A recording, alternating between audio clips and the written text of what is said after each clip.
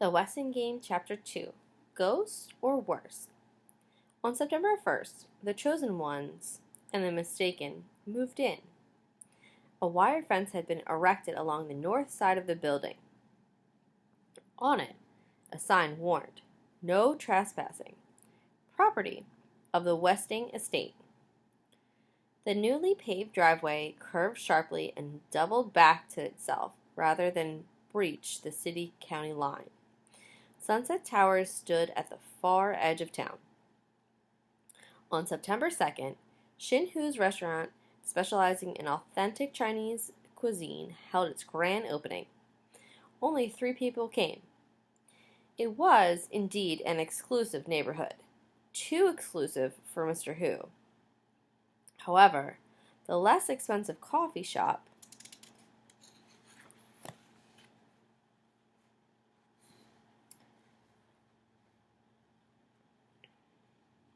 that opened in the parking lot was kept busy serving breakfast, lunch, and dinner to tenants ordering up and to workers from nearby Westingtown.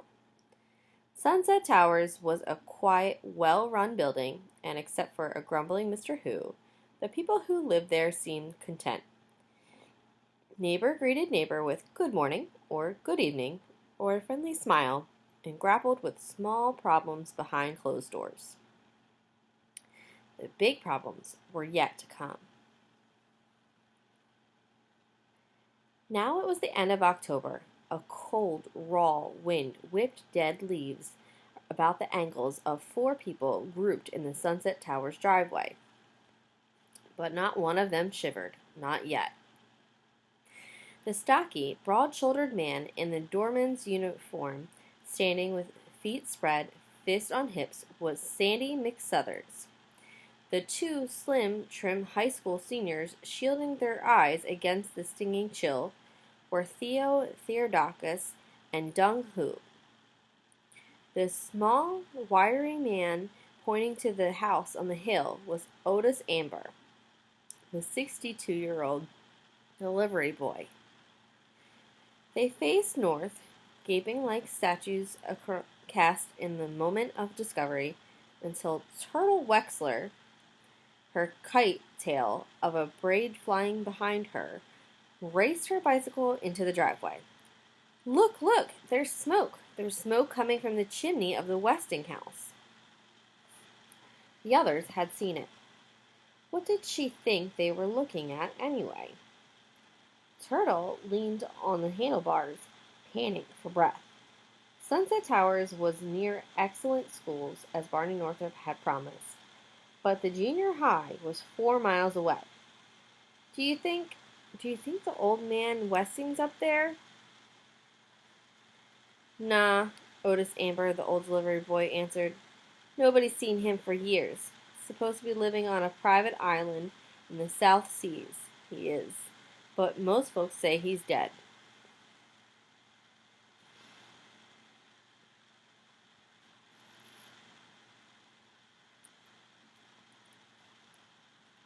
"Long gone dead. They say his corpse is still up there in that big old house.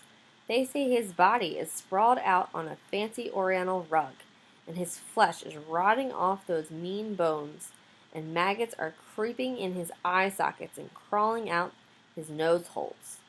The delivery boy added a high-pitched hee-hee-hee to the gruesome details.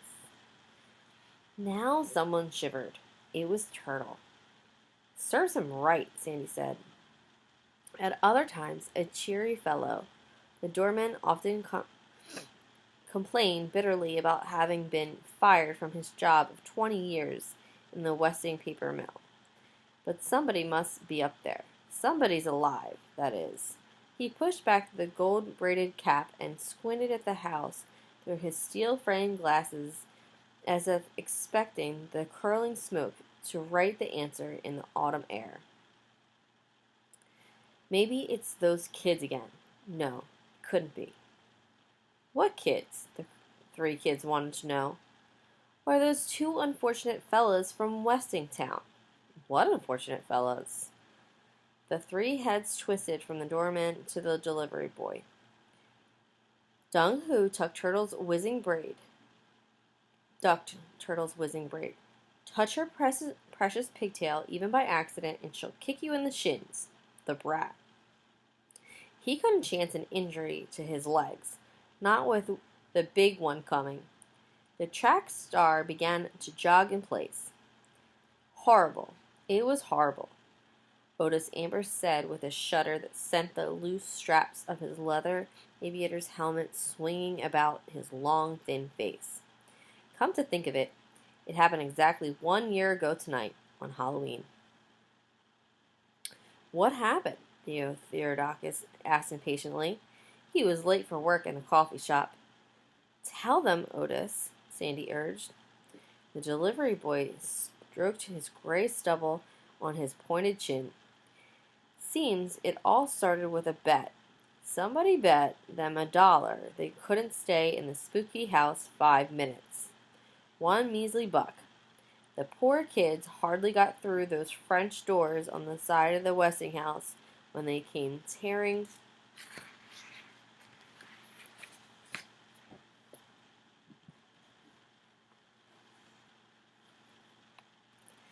out like they was being chased by a ghost.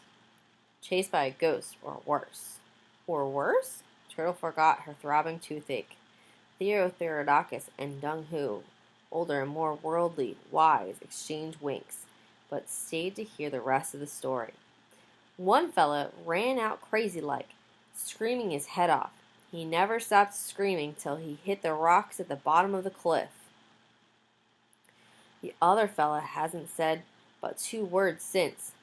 Something about purple. Sandy helped him out. Purple waves? Otis Amber nodded sadly. Yep, that poor fellow just sits in the state asylum saying, purple waves, over and over again. And his scared eyes keep staring at his hands. You see, when he came running out of that Westinghouse, his hands was dripping with warm, red blood. Now all 3 shivered. Poor kid, the doorman said. All that pain and suffering for $1 bet. Make it $2 for each minute I stay in there and you're on, Turtle said. Someone was spying on the group in the driveway.